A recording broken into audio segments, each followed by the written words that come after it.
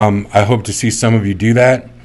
I've got some things to talk about this evening, which I put together ahead of time so that we can sort of try and keep the conversation on track a little bit. Let me just wet my whistle here a minute. So, as always, you can use the Skype link down on the bottom to join the call. I'm just making sure that it is there. Right now it shows that the call is active and I am the person who is there. If you do call in, you can enter the room. I'll see that you're there. I can put you on the screen and we can talk in real time. Otherwise, please consider placing a comment in the comment section so that we can make this a conversation instead of a diatribe on my part. And that is always the goal, is to have a conversation with you about progressive issues, politics of the day, things that are going on. I'm going to vamp a little bit here for a minute, just to make sure that that people can jump on, that the call is streaming, that the live stream is active, and hopefully we can get some people involved. Let me just take a look here and make sure that we are streaming everywhere we're supposed to be streaming, because if we weren't, that would be difficult. So I'm just trying to make sure we're going on here. Yeah, it looks like we're streaming and that we've got things going on. It looks like we've got someone joining us in here somewhere. And we'd like to make sure that that these things are working. So we should be live both on Facebook and YouTube right now. So we'll just keep moving, doing our own thing here. So a couple of things I want to talk about today, and I'm just looking at my notes here. This just in, ladies and gentlemen. This just in. President Trump is shocked to find that there are more countries in this world than just the ones he talks about every single day. He was in his press conference today and he indicated that a friend, it reminded me of, those people that trend on Facebook now, where somebody posts something that could be embarrassing to ask about, and then they say asking for a friend. It seemed to me that a friend of his was surprised to find out that there are more than 180 countries in this world. And the first thought that crossed my mind when he shared that tidbit, that a friend was shocked to find out that there were more than 180 countries in this world. I just, the headline that crossed my mind is Trump shocked to find that there are over 180 countries in this world. Wacko Warner declines to comment. If any of you know, back in the day, Animaniacs, one of the most brilliant cartoon shows ever, they actually had a song about the nations of the world, sung by Wacko Warner, one of the cartoon characters, and itchy nose. Allergy season. So I used to, when I was teaching, I used to provide it to my students as a tongue twister for them to learn. I think it started United States, Canada, Mexico, Panama, Haiti, Jamaica, Peru, Republic Dominican, Cuba, Caribbean, Greenland, El Salvador too. I could go through more, but I'll probably embarrass myself by forgetting it. I will try and find the video and link it to you underneath in the YouTube comments in case you want to see the inimitable Animaniacs and the Nations of the World song. So yeah, I was catching the press conference, the latest press conference that was on, and I found myself, every time the president would say something just incredibly dumb, my thoughts were, this may be the dumbest thing he ever said, and then I realized that was just such a low bar. There's not really any place to go from there, because I'm sure he'll beat it tomorrow. And there have just been so many stupid things said from that podium, particularly since this pandemic started, that to try and quantify the level of dumb is really, really complex. Another thing that I wanted to mention, moving on, we must talk about Whoopi. We must talk about Whoopi Goldberg, ladies and gentlemen. We must talk about Whoopi Goldberg.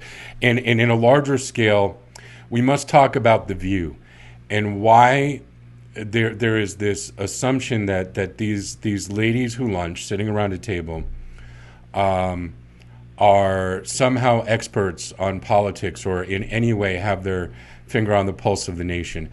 As many of you may know, Bernie Sanders was on The View this week. Early on, I don't recall exactly which day it was, but Bernie was on The View, and Whoopi was quote unquote interviewing him. I can't really even call it an interview because it was so atrocious. And basically, we'll talk a little bit about Skype challenges and Zoom challenges and things like that in a little bit. But one of the issues was that there was difficulty on the connection. It wasn't a real-time conversation. There was delay. But Whoopi would ask Bernie a question, and she really only had one question. Why didn't you drop out yet? That's really her question. Any of you who spend time with me on a regular basis know that personally, I feel that in a democracy, everybody should have the opportunity to vote. Just saying. But, and we know that Senator Sanders has often mentioned that he intends to stay in this race until every state has had the chance to vote in the primary, and as he should. And I'm going to reiterate again that if Bernie staying in the race in any way weakens Biden, then that just shows how weak Biden is to begin with. And that should never be used as a barometer. It's a competition. You are running against another candidate. You are not running alongside another candidate. You are running against another candidate. And if that candidate is weakened by the fact that you don't just quit, then that candidate has no business continuing to run either. There has been one federal politician in this entire scenario who has in any way acted presidential from the beginning of this sort of nationwide issue mid-March all the way up until today. You've got one candidate who is constantly putting forth ideas on how to fix things. We could bash on Trump all day, and or I could bash on Trump all day, and anyone who hops on the stream with me and wants to comment could join in on the bashing on Trump all day. But the fact of the matter is, I'm not seeing anything from Biden. And the fact that you have a candidate for president today where Medicare for All has 70% approval amongst voters in general, not just Democratic voters, but voters overall. The exit polls don't match the numbers, but that's a whole other issue. I don't want to get into conspiracy theories on the live stream. But the fact that Medicare for All is the program that the majority of Americans favor, and you have a candidate running as a Democrat who has consistently doubled and tripled down on the idea that he would veto the legislation if it managed to somehow get to his desk. To me, that is unconscionable, and that shows how woefully out of touch Joe Biden is with the American electorate. And it is not a fait accompli. It is not a done deal that this man is the Democratic nominee. In fact, many people, and I'm not even talking about fringe people, many people in the mainstream have posited the idea that they intend to get to the national convention, get Bernie somehow to drop out before then, and then they can just replace Joe with whoever they want to. And I don't want to throw that theory out there as something that I'm seriously a believer in.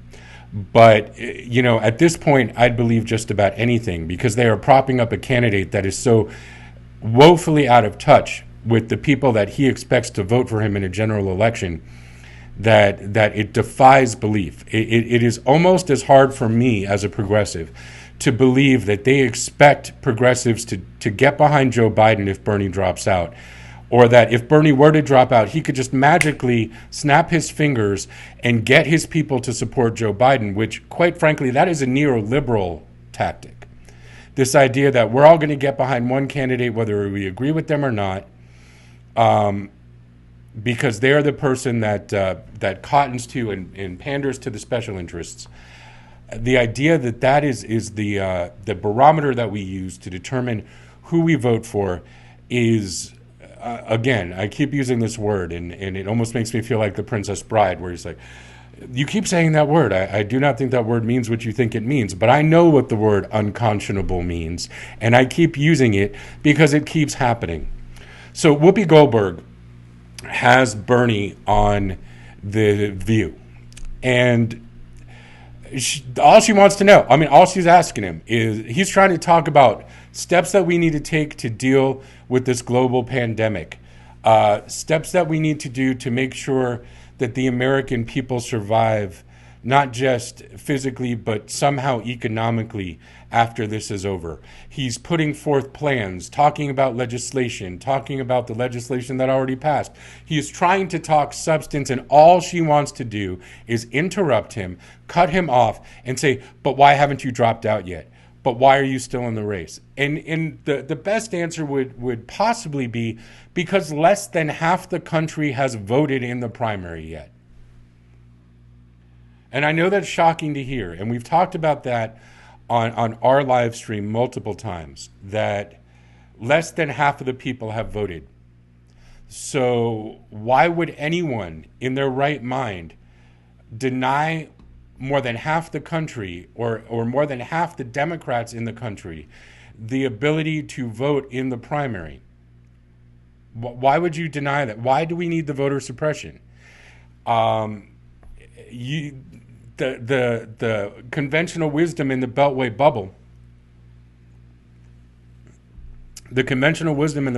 bubble, which says that everyone's supposed to line up behind the neoliberal corporatist choice to go against Trump, even though we've seen this with John Kerry, we've seen this in history before John Kerry. The safe choice is very often the losing choice, and we have seen that with neoliberals since the end of the Bill Clinton era. With Obama, we had hope and change, I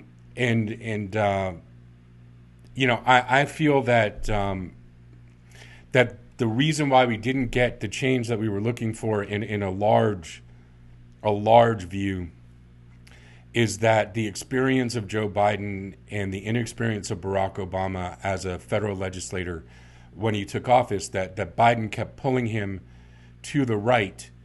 And to me, I kind of place a lot of the reason why we got very little change. I don't want to say no change, but very little change under Obama, and why with the constant pandering to the corporate sector, that's got Joe Biden written all over it. So why would I elect that guy?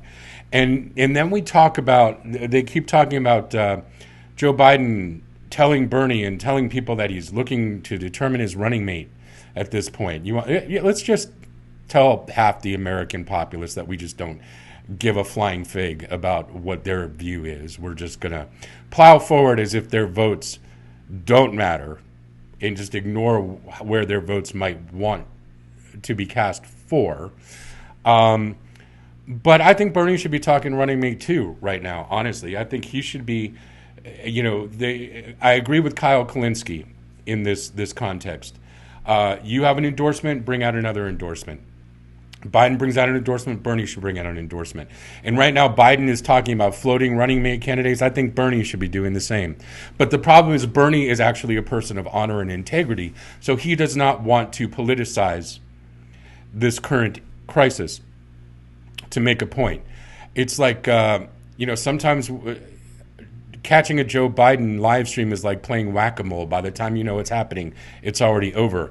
Whereas Bernie did another live stream yesterday that was, a little over an hour long, where he laid out policy initiatives and actually had a conference call with experts to talk about where we are and where we're going and what we need to do to make sure that the American people can weather this storm health-wise and financially. And we can talk a little bit more about that. But I wanted to bring why do these things go on? And I've spoken with my mom about this a number of times. I've spoken with a lot of people about this any number of times. But the truth of the matter is, if you ask, well, why do you always sort of bash on the corporate media? Well, you say the corporate media this, the corporate media that.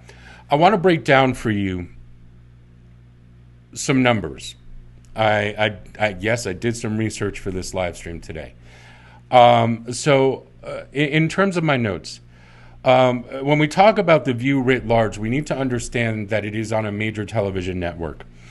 And there are 6 companies, and they are large corporations. And those 6 corporations own the lion's share of our media, almost all of it. And those companies are as follows. NBC Comcast, which has a net value of $148 billion annually. And of course, that's the NBC family of companies and a gazillion more.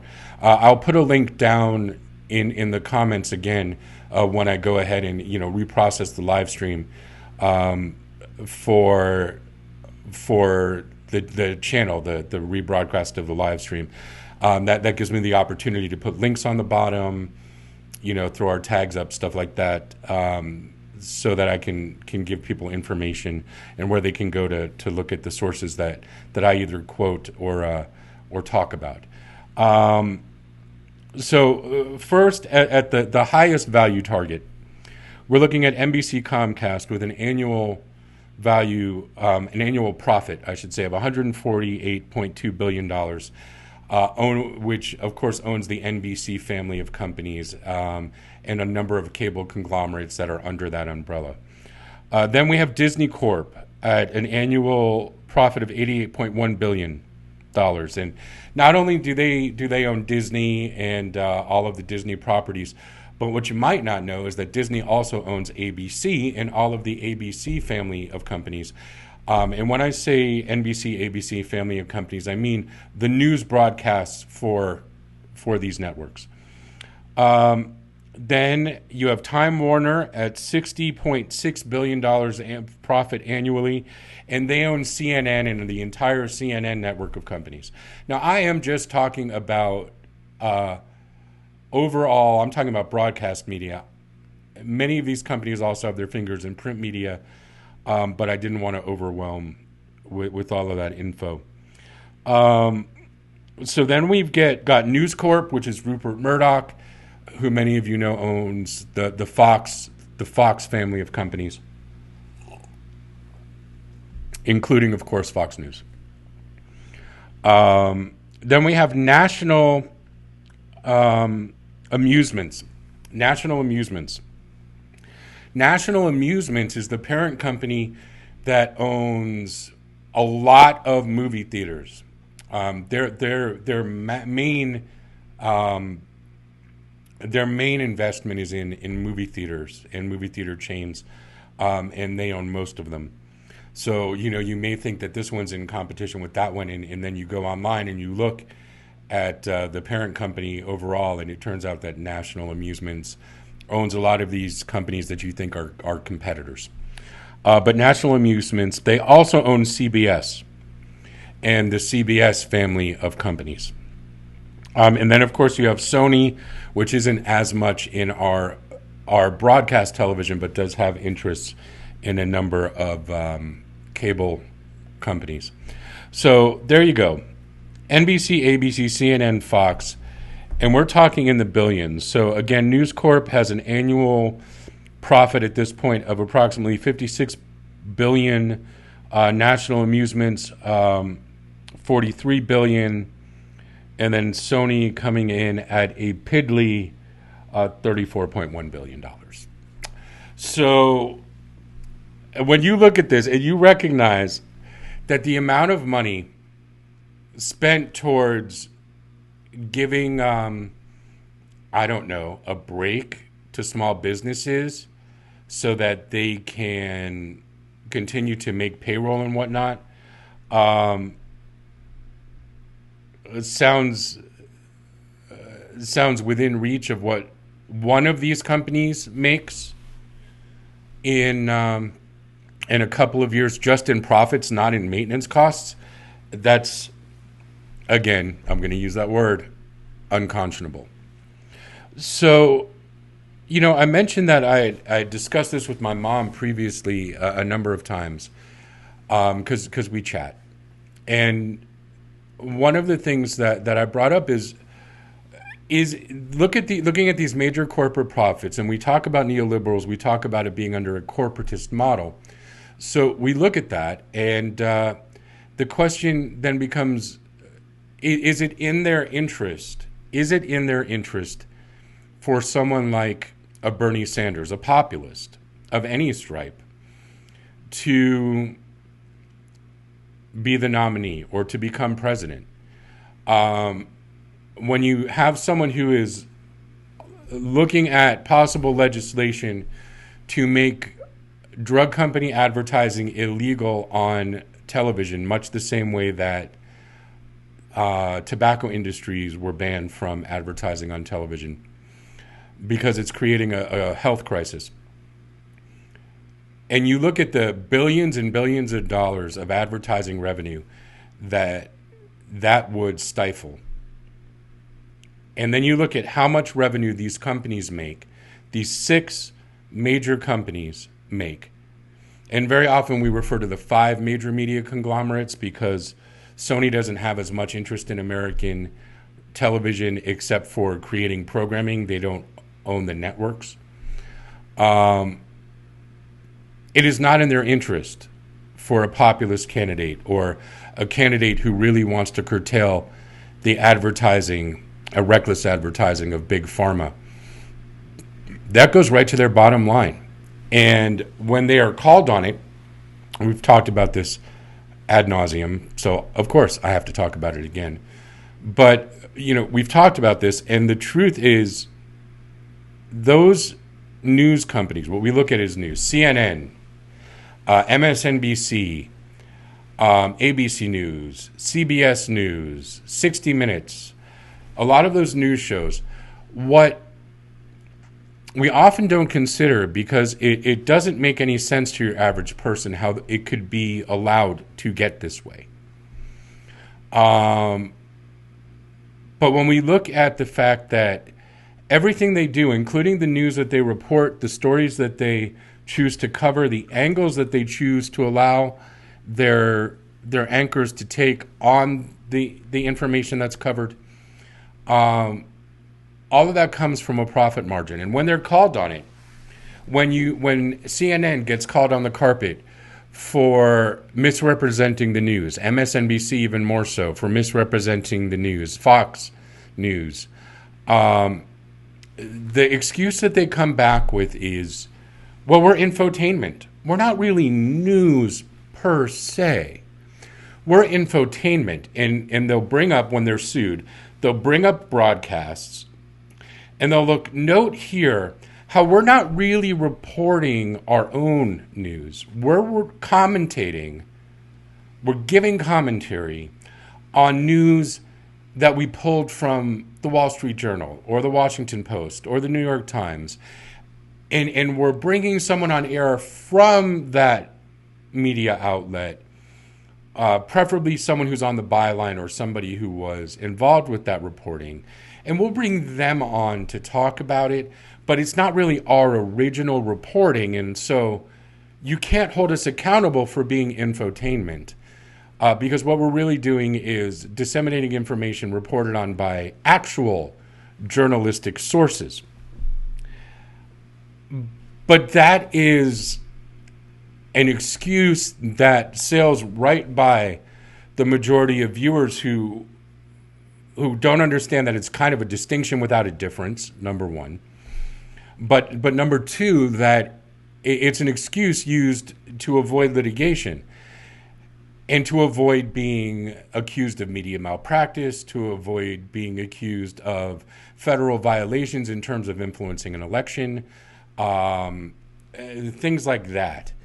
So you look at these outlets, and they have no real accountability. They have no real accountability. I'll give you a name, Brian Williams. And if you watch MSNBC, you're familiar with Brian Williams. He's pretty much the chief anchor on MSNBC. They all sort of kowtow to him like an elder statesman because he at one point was on NBC World News Tonight. He was the main anchor for NBC. But then he got busted lying. He told a lie about coming under fire in covering the Iraq War. And this was at a time where there was more accountability. You know, the military servicemen and women were very upset about it. Viewers were very upset about it when it came out that he lied. Because how do you call yourself a trusted news source when your anchor is busted lying? But instead of firing him, they ship him off to MSNBC and give him the show The 11th Hour, which is the exact same thing, really, as the slot that he would have had on NBC, except on cable. So, you know, where is the accountability? It's like failing upward. It's like, you know, shuffling the cards to avoid actually having to deal with any kind of penalties. And the interest of these media conglomerates lies with having power, and in the threat of that power being removed from them is going to influence the way that they cover things. You know, I can never get over the idea that MSNBC after 2016, or actually during the midst of 2016, was part of that Clinton smear machine that decided they were going to reach out and try and be more diverse by pandering to the right, by pandering to the never Trump Republicans, all of whom seem to work for MSNBC. And yet they are on a what's supposed to be a liberal news network, and they are kind of defining the narrative for Democrats. So, and I didn't even dislike many of these people really, or their comportment. I don't know them as people, so I can't say I don't like these people. I can say that I don't like the way that they comport themselves as pseudo-journalists. And, you know, Nicole Wallace should be, as much as I tend to enjoy watching her on non-election years. Why does she have any business espousing to Democrats how they should vote? And that's one among many. That's just one among many examples of corporate Republicans, Beltway bubble lobbyists and talking heads and pundits who are completely out of touch. And, you know, I don't know if you've ever heard the term, there's no zealot like a convert. You know, it's a cliche, to be sure, but it also tends to be true. Because in the light of early victories in this primary season by the Sanders campaign, the vitriol and vehemence with which many of these pundits who used to almost kind of sort of be fair, the vitriol with which they went after Bernie for having the audacity to actually win states, the vitriol that was cast in his direction by a number of these people, some of whom had previously almost seen fair, really caused me to lose respect for them. Stephanie Ruhle comes to mind. When her kids were in favor of Bernie, she was all in favor of being fair. But once Bernie started to win, and that was in 2016, once he started to win in 2020, and the crackdown on behalf of NBC, which I should not even say NBC, the crackdown on behalf of Comcast came down, that we're not even going to be fair. And ultimately, it was so offensive that people like Chris Matthews, I mean, in combination with other things that Chris Matthews did, which showed that he was out of touch with the country as a whole now, caused him to wind up retiring, caused him to have to apologize, caused him to basically come unhinged and lose his crap, lose his mind on national TV as Bernie, or cable TV as Bernie was winning. So, another cliche, follow the money. And in the context of cable news, the money is these huge media conglomerates that stand to lose billions of dollars in revenue if you have a candidate who wins and actually speaks for the people. And they continue to over and over and over give billions and billions of dollars of free media to Donald Trump. Donald Trump far too often presents himself as a toddler throwing a tantrum. And or even a teenager. Let's give him the benefit of the doubt and call him a teenager throwing a tantrum.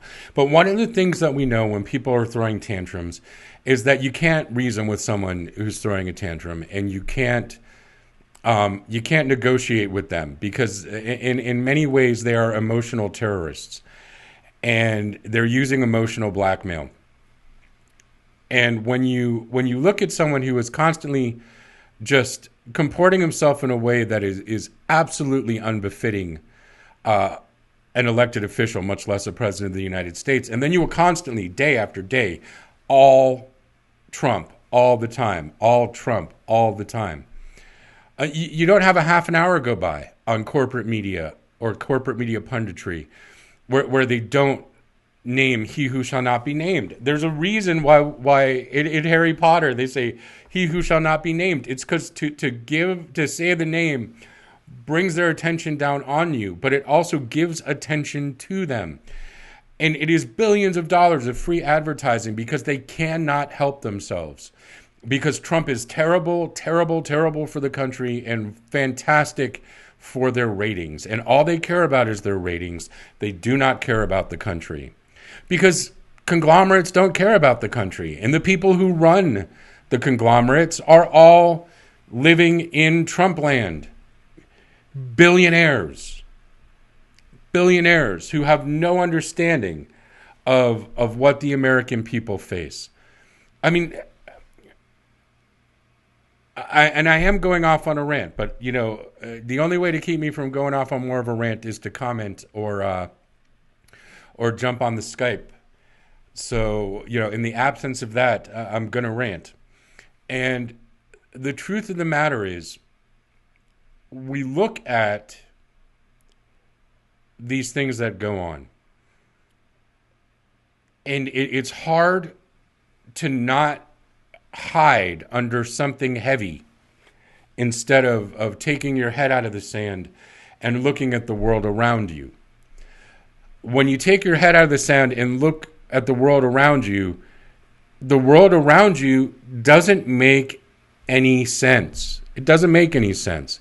How is it that $4 trillion ostensibly goes to bail out big business, and yet the Republicans want to try and hold up tens of billions of dollars instead of trillions of dollars to help the person living on the street or the person who's going to be out of a job?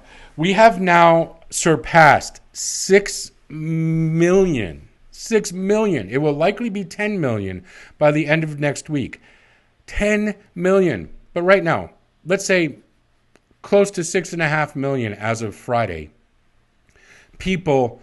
New people filing for unemployment. That's insane. And part of the reason is the stimulus that was supposed to go to small businesses is so difficult to register for. They are so ill-equipped to handle the volume that they're going to need to deal with the small business stimulus, either by phone or by internet. They are so ill-equipped to handle the volume that the small business owners can't get through. And so they wind up not knowing if they're going to be able to pay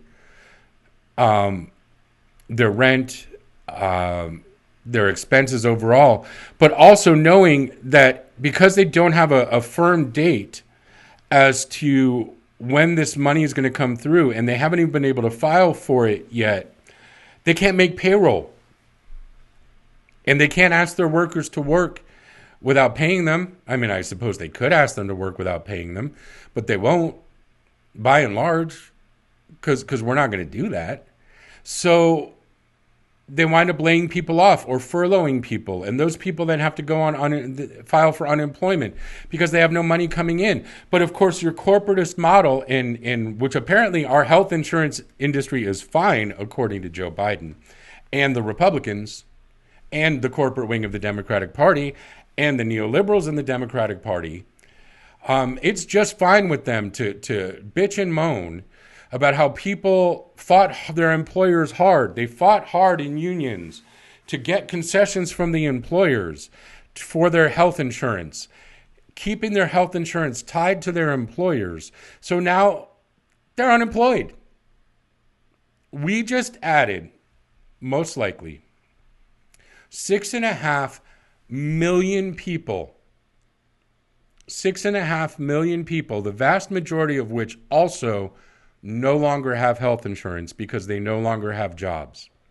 Some people are able to go on COBRA, find a stopgap, something for a short period of time, which will allow them to buy in personally to their current health insurance. But they have no money to do that. Again, I'm going to say it. Unconscionable. How they do not see a correlation between we need to at least temporarily, at least for this crisis, to have Medicare cover all of these medical costs right now. We need Medicare for all. But even if we have something temporarily to cover the medical costs during this crisis and this insane historic level of unemployment, we need it now. Not 2 weeks from now, not 3 weeks from now. We need it now. And our legislators aren't doing it. My legislators, and I'm going to call you out by name again, Kathy Cortez Masto, Jackie Rosen, Stephen Horsford, Dina Titus, Susie Lee. Sure, I'm forgetting somebody who I shouldn't be forgetting. But I'm calling you out by name because you're sending out fundraising emails. You're sending out fundraising emails. This is an update on what's going on during the crisis. Attached to each of them is a fundraising request. What the hell is wrong with you people? You're not passing the legislation we need to be able to pay our bills, and then you're asking me to donate to your campaign? You know,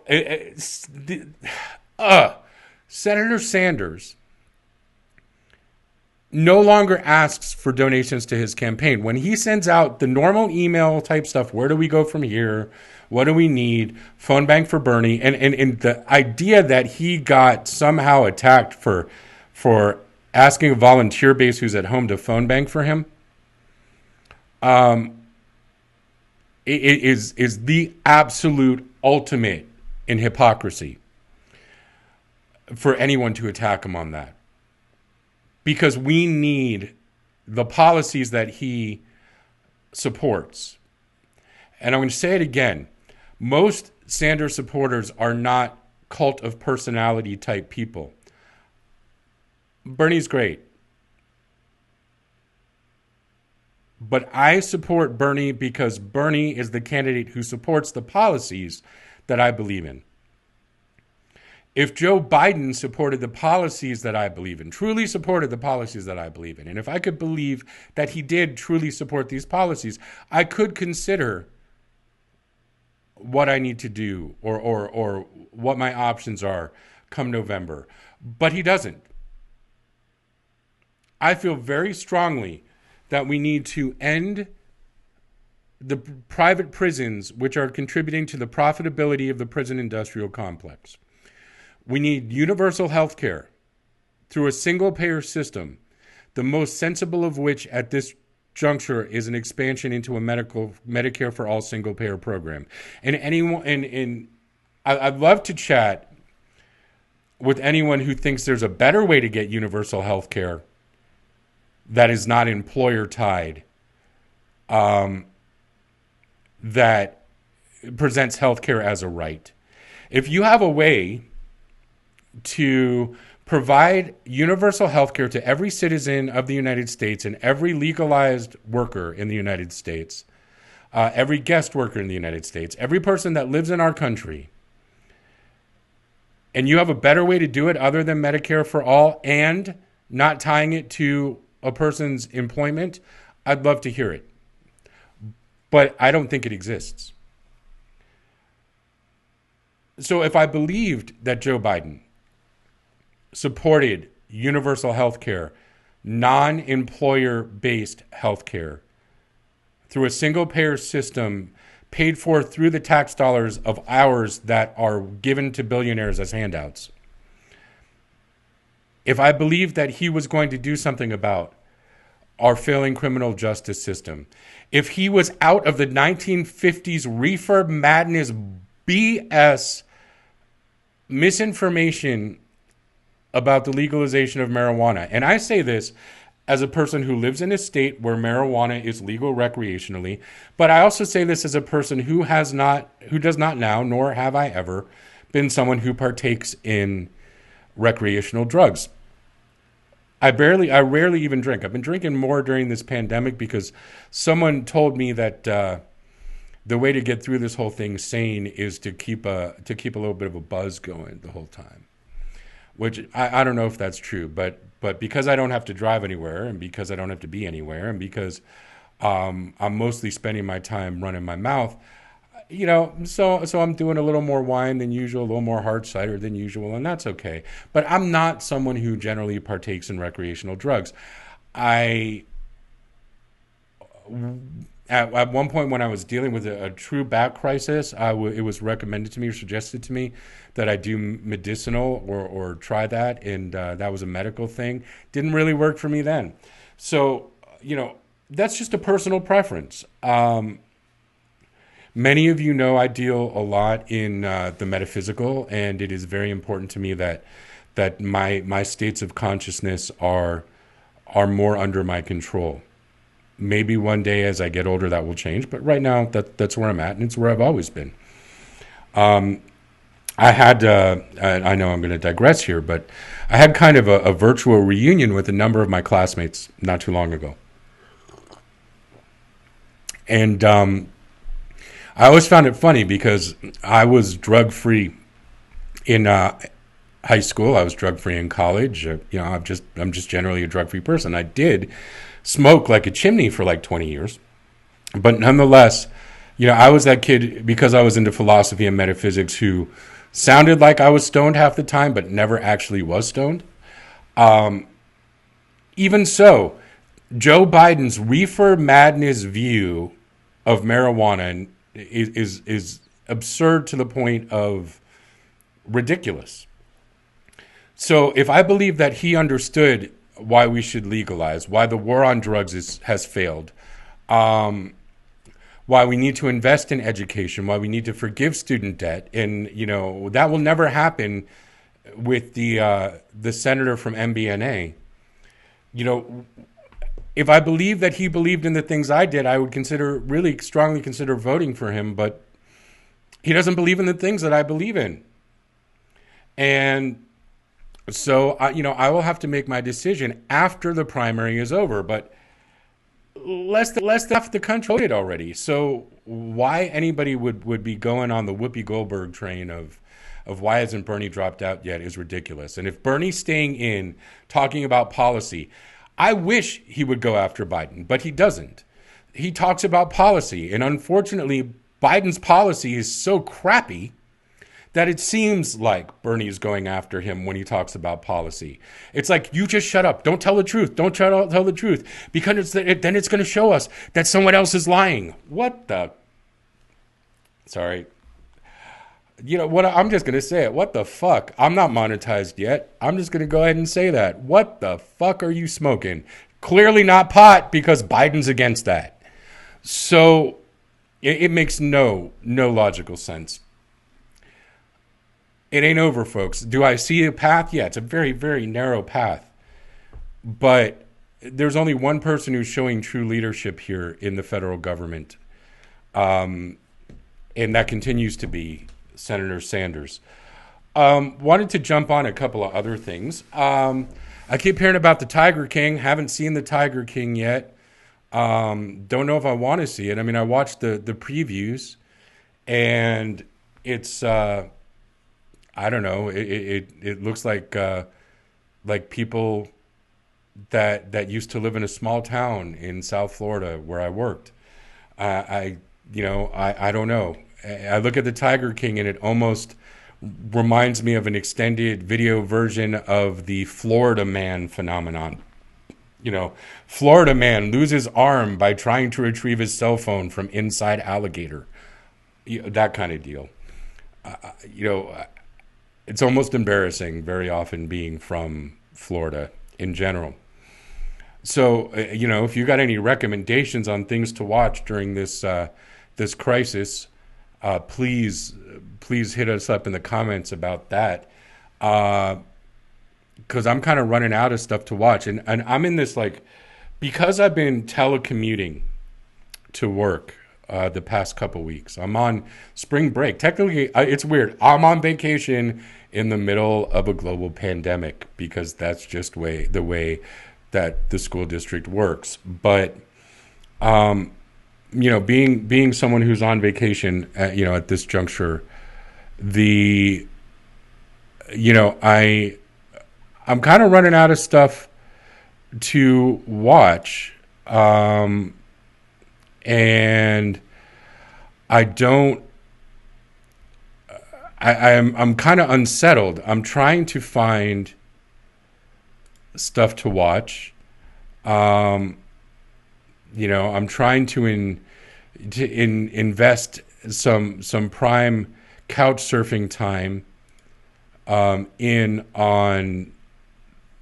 on these days of being at home.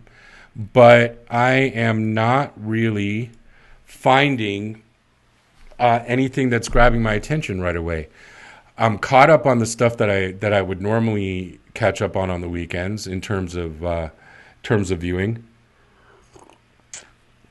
I've caught up on some of the family-friendly type stuff that is available.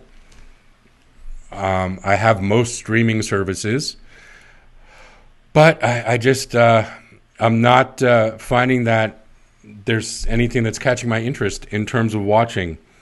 So if you have any suggestions, hit me up in the comments so that I can check out some of that. I have considered watching season 2 of Altered Carbon.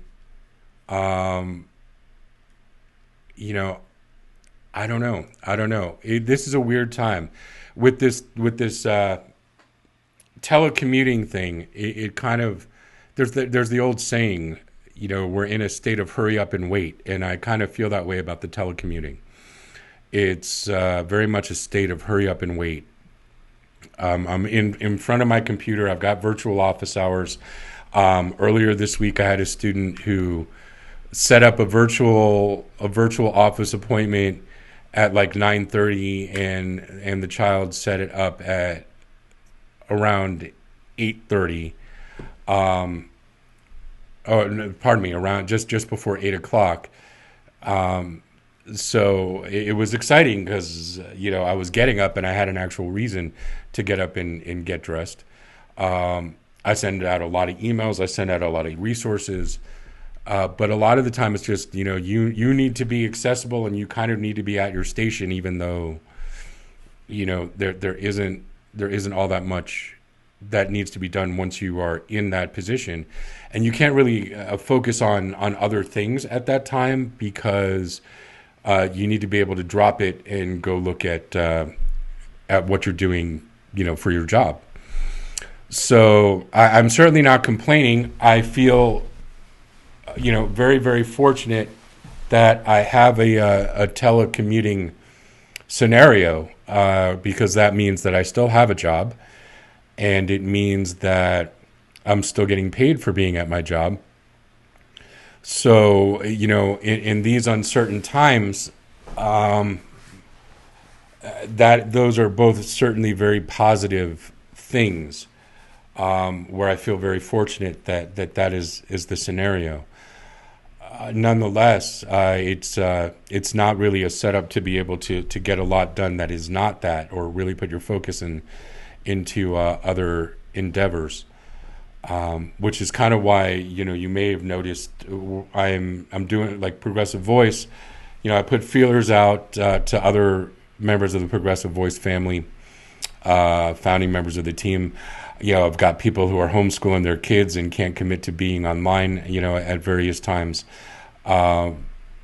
and people who don't really have the resources with regard to technology to be able to stream with me or get on here and Skype with me.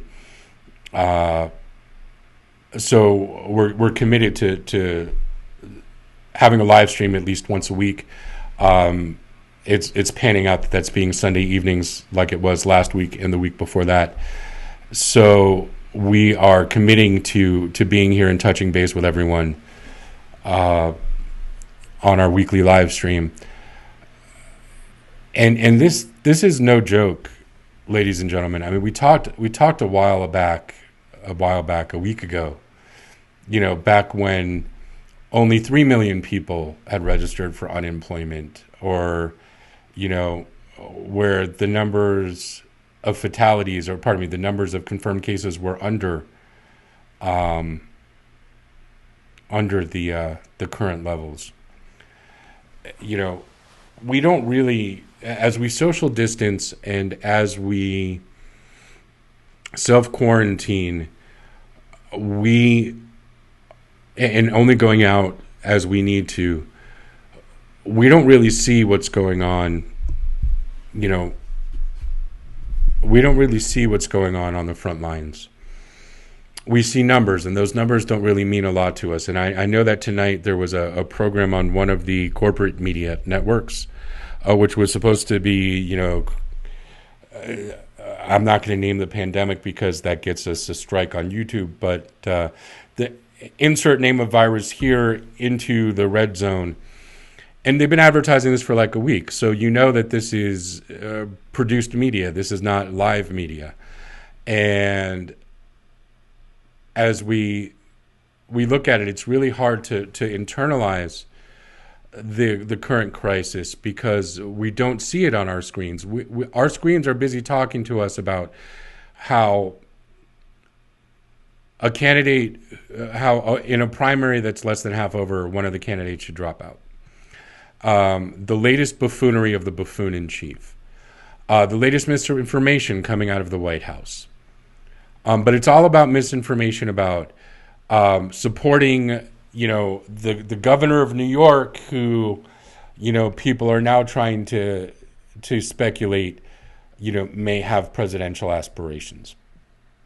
But we don't have film. We don't have pictures. I mentioned last week that one of my roommates is a Vietnam veteran, and he indicated to me that it is his belief that one of the reasons why the Vietnam War ended, if not the primary reason, was the film, the video. It was a war that was broadcast right into our living rooms, or their living rooms. I wasn't alive yet, but right into the living rooms of the American people. And so they couldn't hide from it. They They couldn't ignore it. The grit and grime and horror of war was right there in the living rooms of the American people.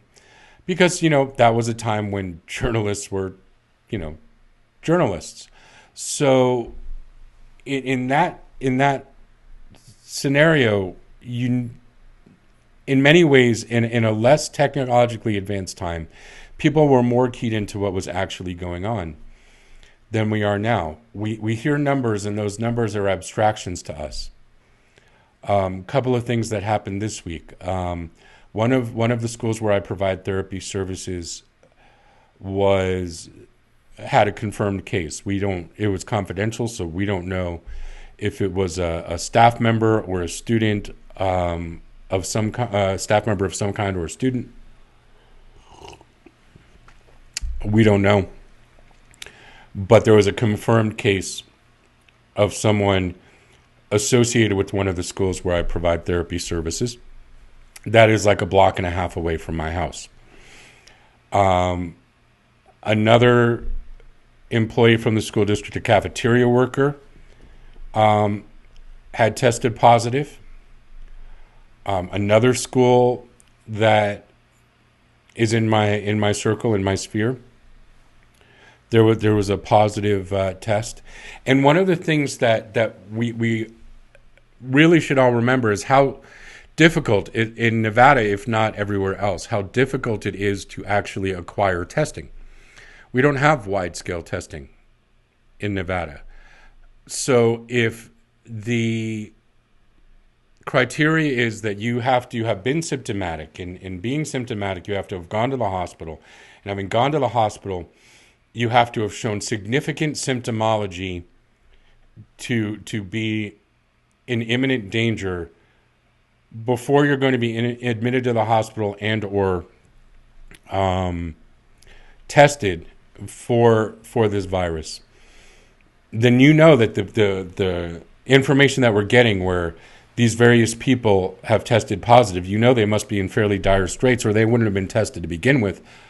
So it's those pigeons are going to come home to roost, y'all, and we don't know what that looks like yet. We have no idea what this looks like yet. There was, I saw a meme today which was kind of a takeoff of something Rachel Maddow said, and I'm not thrilled with Rachel Maddow this election cycle in general. I think she has begun to care, or at least outwardly care less about journalism and more about her expenses based on her current salary, based on the corporate media outlet she works on. But she said, some of the states having shutdown orders and other states not having shutdown orders, and in sporadic shutdown orders. That's kind of like saying, we're all in the pool, but it's okay to pee in this part of the pool, but not in that part of the pool. It was a fairly hyperbolic analogy, but still an apt one.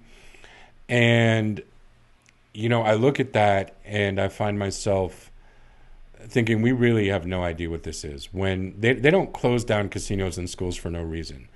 It's looking very much like we're not going to wind up being back in the classrooms or in our offices on site to provide school for the rest of this school year. Our only official word is that it is through the 30th of April. But, you look at it, I'm looking at my watch. It is currently the 5th of April. That's another 25 days. And that, of course, is like coming like the middle, I think midweek. So, or that's a Friday. So I think what they really kind of meant was the Monday after that, which would be May. And I don't see us going back to school for a couple of weeks. To have final exams when the students haven't been able to actually sit in class. I think, and it is just my opinion, it is not from any kind of knowledge, but I think it's doubtful that we would go back to school this school year. They don't do that on a whim. They don't make those decisions on a whim. They don't close down casinos on a whim. We've got a mayor of Las Vegas who is every day complaining about closing down casinos, but this is also the same mayor in Las Vegas who fought to criminalize homelessness. So we know what she cares about or where her priorities lay. Nonetheless, this is serious. And I know that opinions vary about the seriousness of this. There are independent media people who I think very highly of and who are kind of on a different trajectory with this. But this ain't no joke. This is no joke. And when I heard on the press conference today, people saying the one of the doctors, Fauci, wasn't even talking, because apparently I didn't hear all of the reporting on it, but apparently there was some really big dust up that happened at the meeting prior to the press conference today, or one of their meetings prior to the press conference today, where basically Jared is getting in the way. And there are a lot of people in issues of folks getting in the way who have no business being involved in this at all. So, when she was the female doctor whose name is escaping me, and Fauci's just been around a little longer, so and there have been more memes, so I guess that's why he's more in the zeitgeist. But she was talking about how we're getting towards, Italy, and we're starting to look more like Italy in terms of Italy kind of, I guess, turning a corner, which I don't know if they really have or haven't. But, and I'm sitting there thinking, is that really the bar? Is that what we want to go for, being more like Italy? Is that where we want to be? Because they had massive casualties. Comparing apples to apples, oranges to oranges, in terms of their population, the massive amount of casualties that they have. Do we really kind of want to reach that level? Is that something to aspire to? I don't know.